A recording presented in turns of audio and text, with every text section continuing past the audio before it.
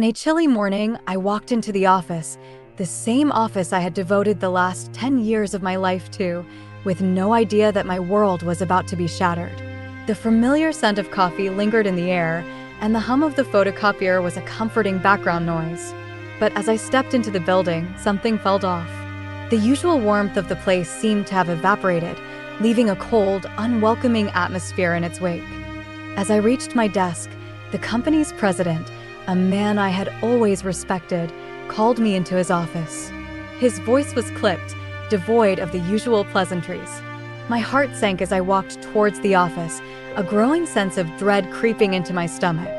When I entered, his eyes barely met mine. He looked away, fidgeting with a pen on his desk. "Sophia," he began, his voice unusually strained, "I'm afraid we have to let you go." Effective immediately. My breath caught in my throat, and I felt the room spinning around me. "What? Why?" I managed to stammer, clutching the back of the chair in front of me for support.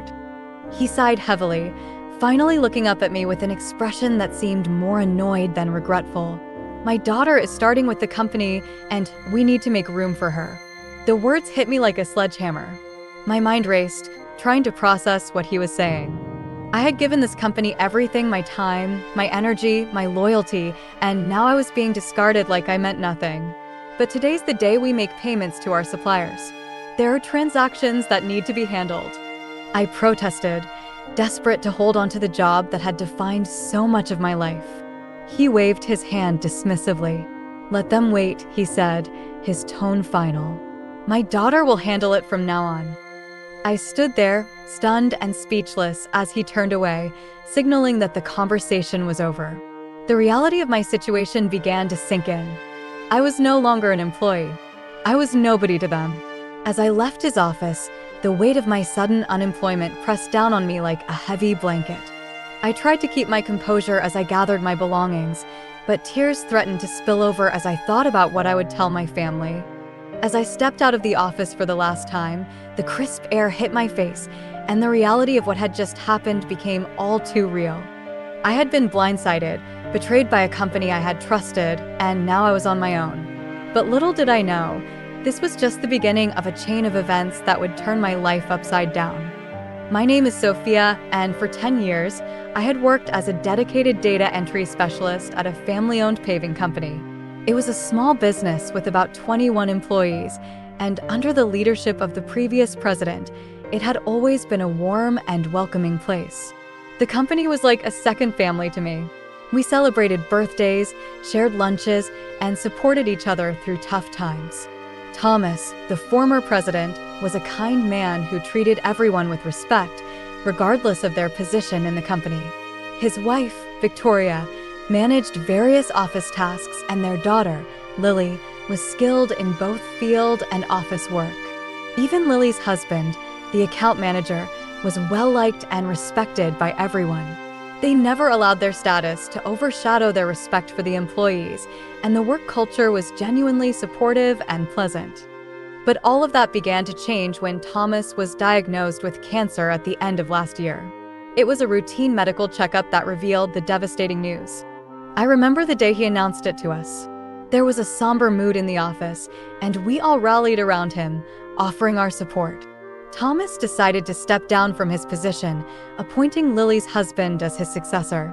We all supported the decision, hoping and praying for Thomas's recovery. But as the months passed, it became clear that things would never be the same again.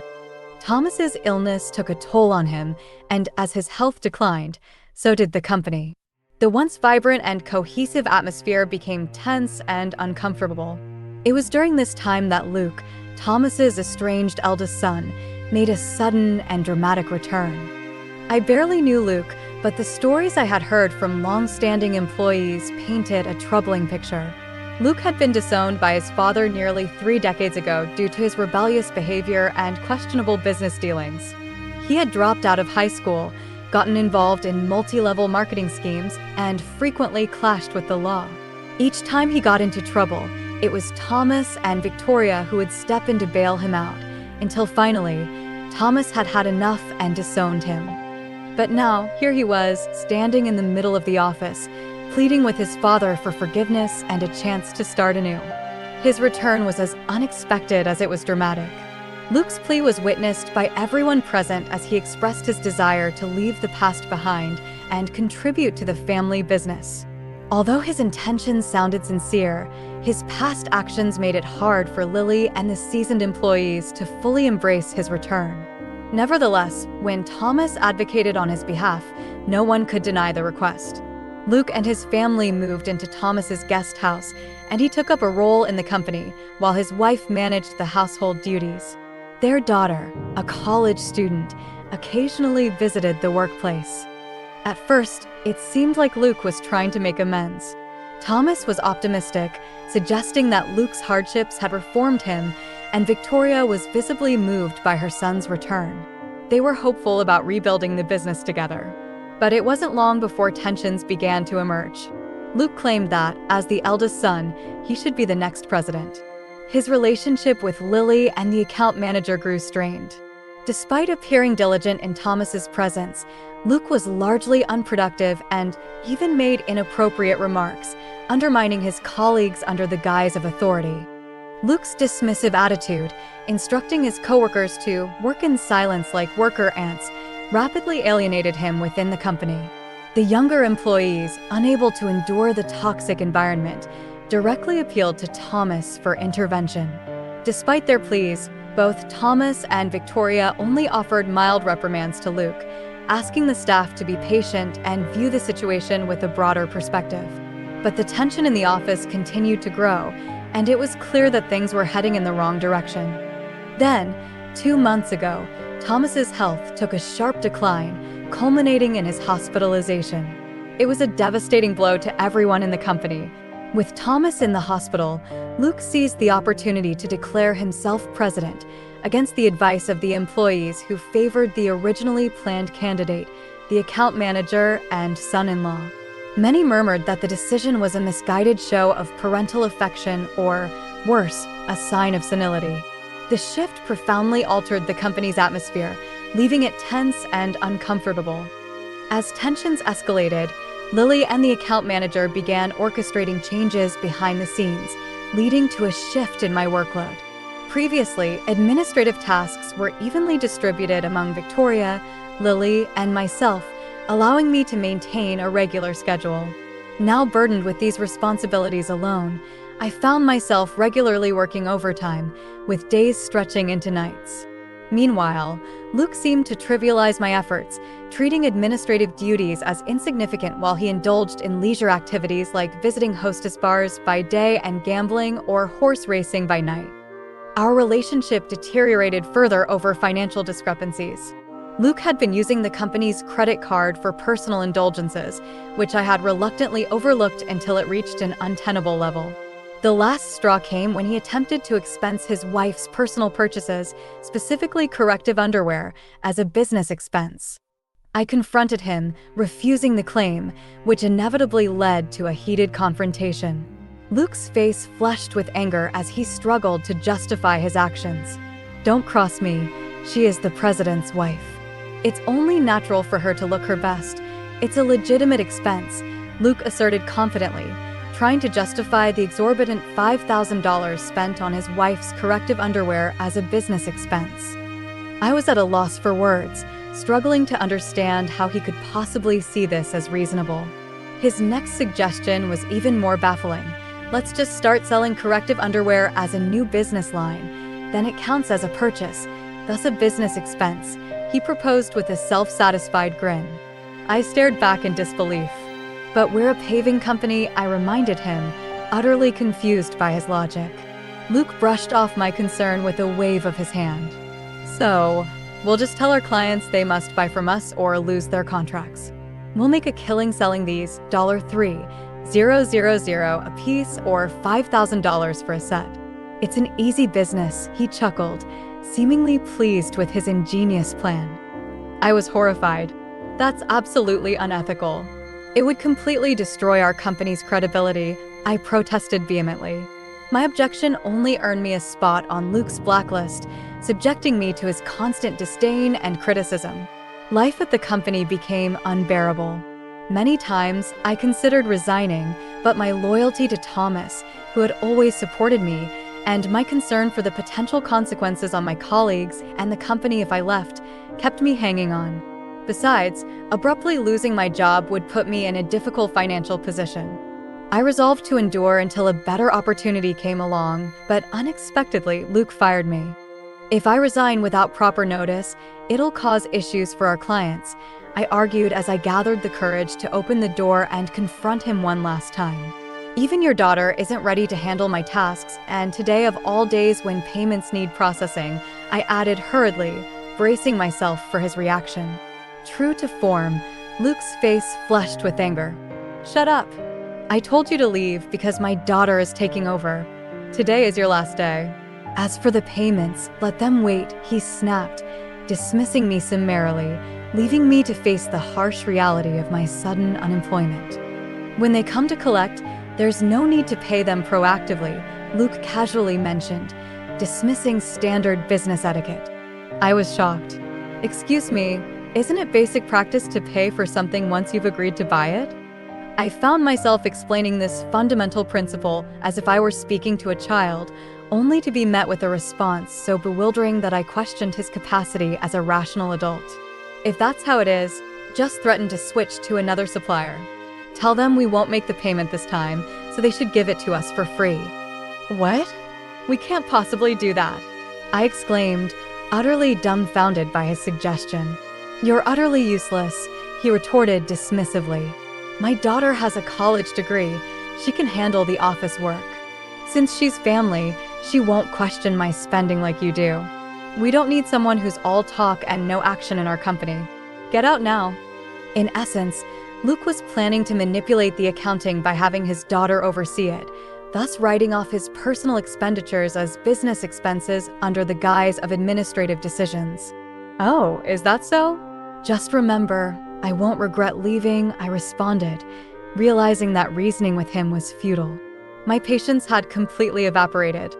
I quickly gathered my personal items and left the office for the last time. But I still felt a strong concern for our clients. I immediately called Lily. I knew Victoria was preoccupied with caring for Thomas and that Lily was busy, but this situation was urgent. After explaining everything to Lily, I left it in her capable hands.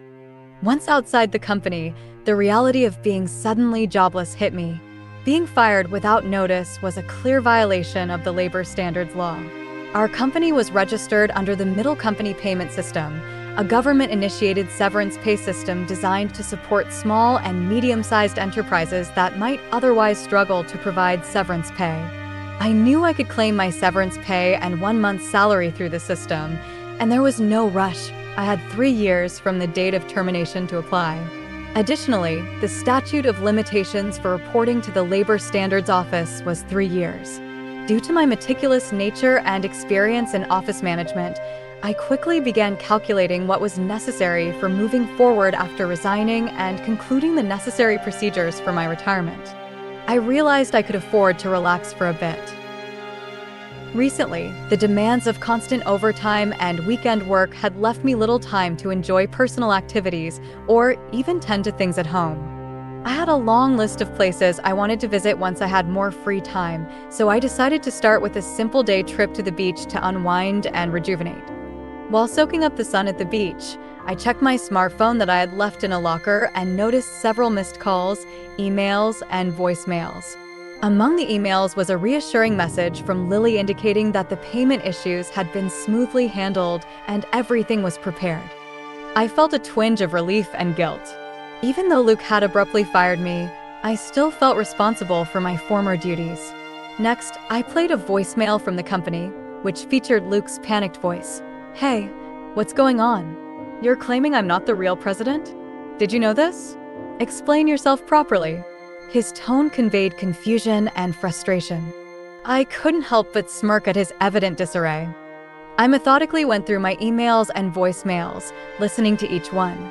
There was a voicemail from Thomas too, which prompted me to visit him in the hospital that evening. When I arrived, not only was Victoria there, but Luke was there too, visibly agitated. As soon as Thomas saw me, he greeted me from his hospital bed with an apologetic tone. Sophia, I'm truly sorry for my foolish son's behavior. Meanwhile, Luke was still trying to assert his authority, blurting out, "Hey, what's going on? I'm not the official president. Explain yourself." Thomas sternly silenced him. "You be quiet," he said. He explained that right after he had spoken with Lily, she had immediately informed him and Victoria of the situation. Upon hearing this, Thomas had urgently called Luke to confront him. Facing a flustered Luke who was shouting without fully understanding the gravity of the situation, I calmly laid out the truth. "Luke, you never legally held any real power. You were president in name only." The concept of a president within a company might be confusing without the right context. In corporate terms, president is simply a title that signifies a role within an organization, not a position defined by legal authority. The person who legally represents the company and holds external responsibilities is known as the administrative assistant, which is distinct from the title of president. The designation of a president can be easily changed internally within a company, but altering the administrative assistant involves complex procedures and significant legalities. 2 months ago, when the decision was made for Luke to take on the title of president, there was substantial resistance from Lily, the account manager, and the veteran employees. Understanding the potential complications and the legal framework surrounding corporate governance, I suggested a compromise. Luke would be the nominal president while Thomas would remain the administrative assistant. This arrangement was designed to test Luke. If he demonstrated genuine commitment and earned the respect of the staff, we would then consider starting the legal process to officially make him the administrative assistant. However, we also prepared a contingency plan. If Luke proved unsuitable for the role, the options were clear: either his dismissal or the potential closure of the company, with Lily and the account manager ready to launch a new venture.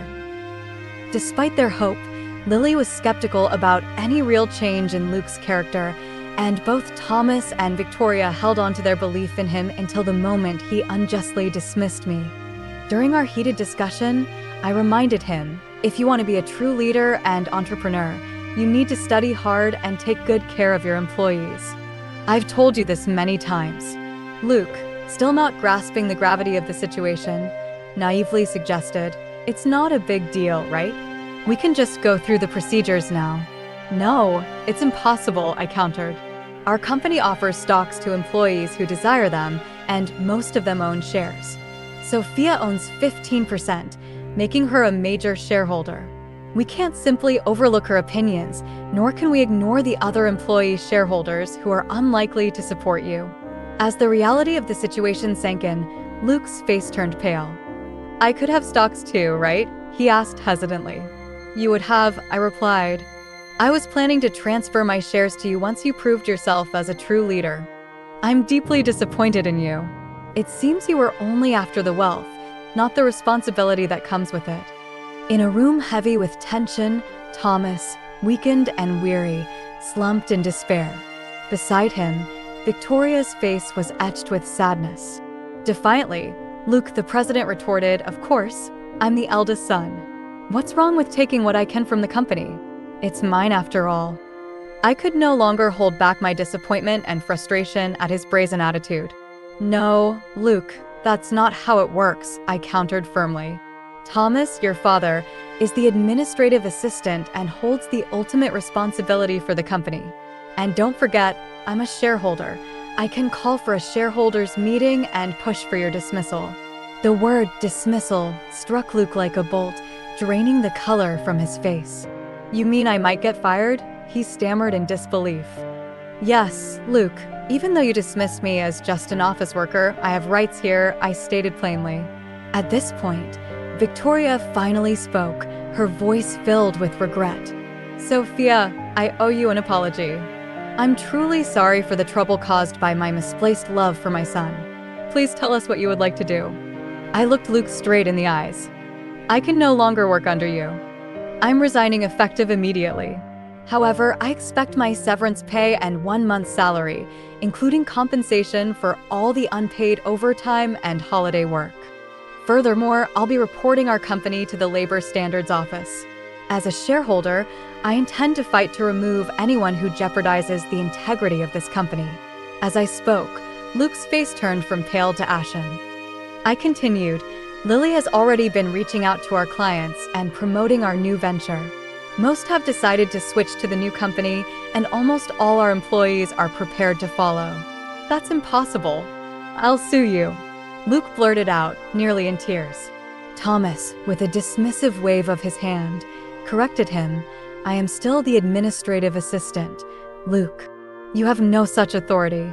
Overwhelmed, Luke collapsed to his knees. I felt a mix of pity and resolve. Mr. President, it's unfortunate it came to this. If only you had changed your attitude upon your return, none of this would have been necessary. There were plenty of opportunities for you to learn and adapt.